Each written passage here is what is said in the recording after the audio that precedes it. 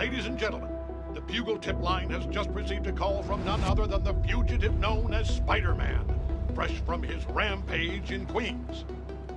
So, Peter Parker, what pernicious propaganda are you peddling? Just the truth. Oh, sure.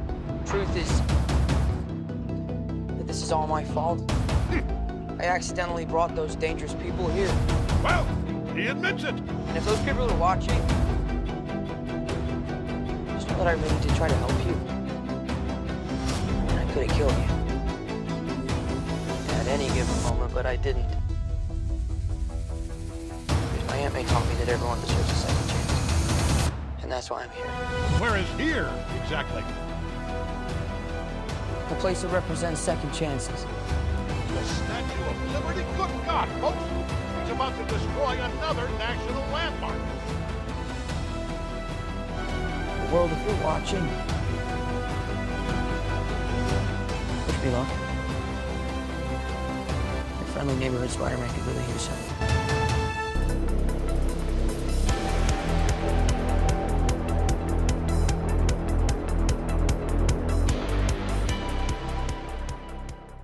Welcome back, folks. This is Thomas, and on this episode, we're going to be building a display for our Spider-Man No Way Home Marvel Legends. And I'm really excited to finally have most of these figures in, still missing Doc Ock, but to finally have representation of Tobey Maguire and Andrew Garfield on the shelf is fantastic.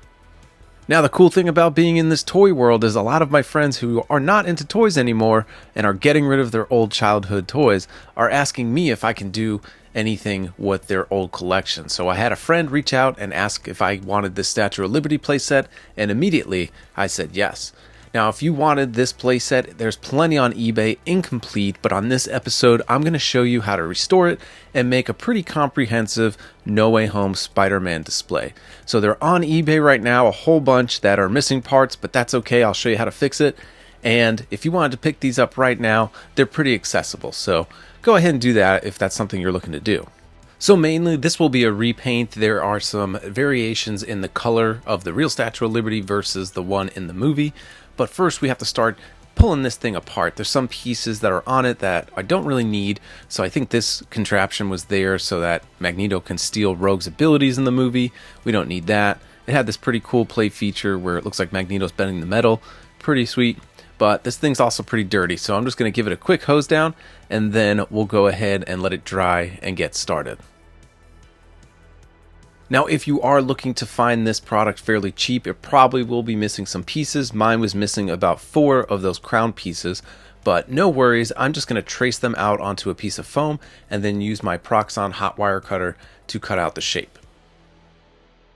Now, this will not be perfect, but I'm just making sure that I'm getting the width correct, and I sanded the edges so that everything was nice and smooth, and then we'll just cut out all of the pieces that we need to recreate the crown.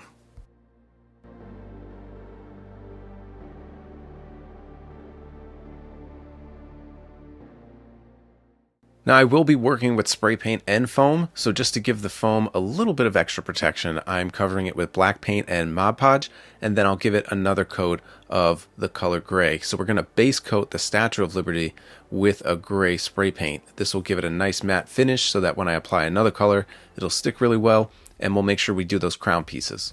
Now I'm working on a few extra coats of those foam crown pieces that I've made, so giving them that extra layer of protection before we spray paint. And I cut off the little notches that were matching the actual plastic pieces, and I used these popsicle sticks instead. Figured that would be easier when I go to glue them into the Statue of Liberty. Also giving it a top coat of bronze or copper, because the spray paint we're going to use is this hammered copper, because that is the color it looked like it was in the film. And this spray paint matched the color I was looking for, however it did leave some sort of weird residue, so we'll circle back to coloring that. Now we're going to work on some scaffolding. Now, I've used this product in a number of projects, but they're fairly cheap. I found them on Amazon. I believe it was a pack of 6 for $12, and we're just going to start constructing how we want this scaffolding to be. I want it to be multi-layered, but I also want it to be sturdy, so I'm going to glue everything down once I figure out the configuration.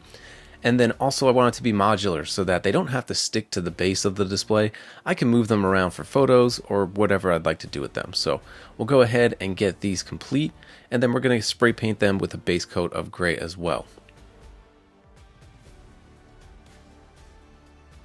Now I wanted to make sure that this scaffolding was extra strong, so I made sure I put some crossbars at the bottom because I want it to be load bearing for at least 4 figures, and then we're going to glue these screws into the bottom because I'm going to magnetize these scaffolding pieces to the base if I do keep it on the base.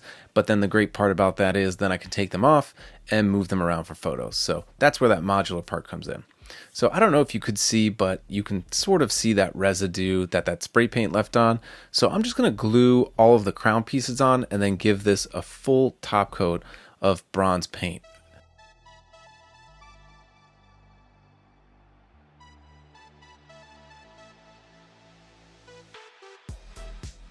And I think the hardest part is complete, and if you want to recreate those crown pieces, you can probably get some 3D printed parts, but foam seemed to be the easiest and what I had around, and it worked fine. Now I'm going to start working on some of the floorboards for the scaffolding, and I want to just do something simple, so we're just going to do wood. I noticed in the film there was a variation of metal grates and wood planks, and I didn't know how to make metal grates. Hopefully I can learn something like that in the future, but for now I'll stick to what I know and we'll make some wood panels. So just scoring the lines using my wire brush, making it look as authentic to wood as possible, and we'll make 4 of these for the 4 different platforms.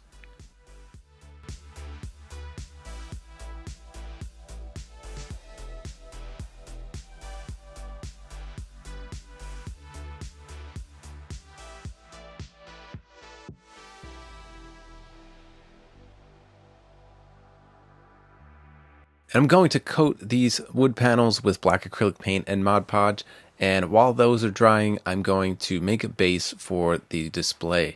And I'm just making sure that the statue and the scaffolding pieces fit, and then we're going to cut this in sort of an odd way. I didn't want it to be square, so we're just going to cut this kind of abstract design, and then we'll build onto that in a little bit.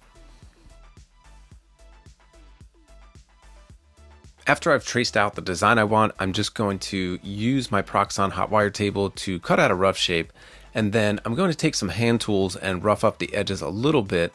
I don't want them to be so flat, so I'm going to use my hand tool to kind of add some variation in angles and different cuts.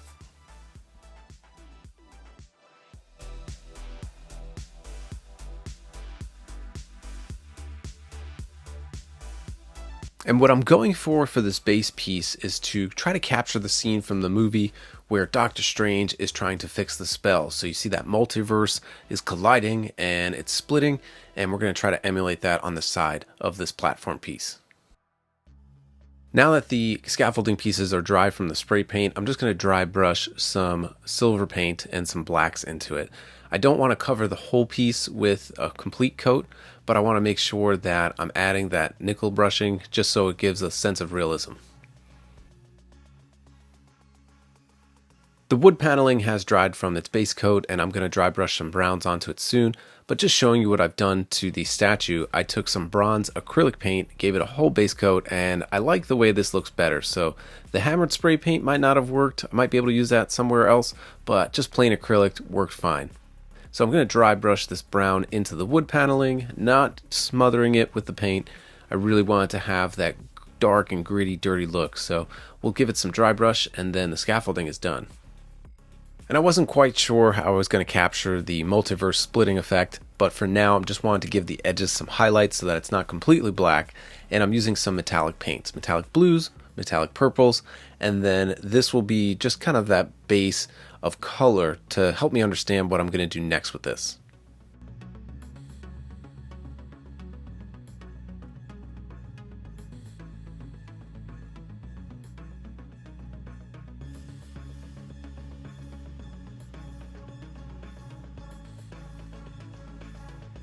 And I like the way those metallic paints kind of blend it all together, but it's probably going to be covered up. So I found this fiber fill, which I think is usually made to fill in stuffed animals or pillows, and I'm going to use this as clouds.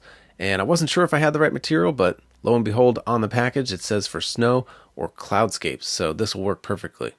I'm just ripping thin pieces off, and I'm going to glue them around the side of the base, and then this will act as that multi-dimensional kind of effect that we see in the film.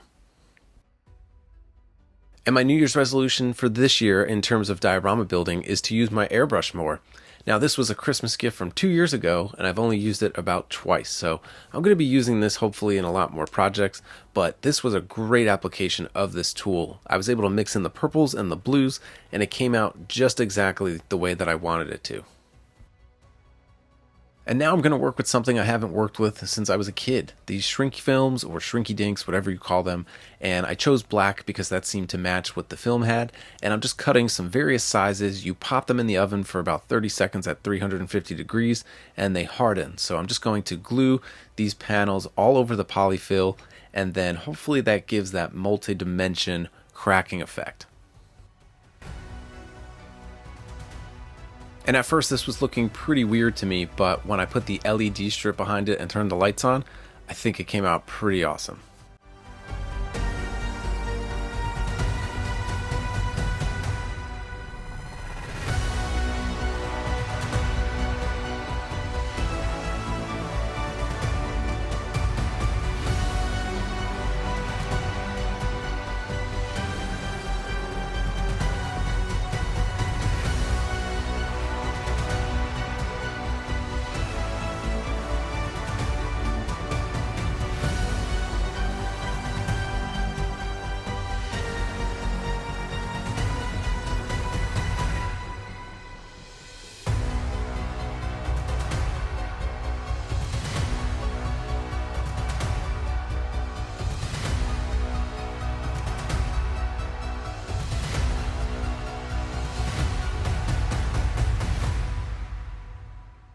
And folks, this diorama is complete. Our Spider-Man No Way Home Marvel Legends final battle.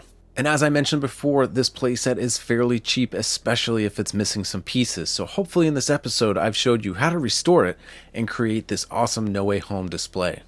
And now that this diorama is complete, I'm only waiting on Doc Ock. Hopefully he comes in the mail soon, and hopefully we get some of those figures to round out the villains in the future.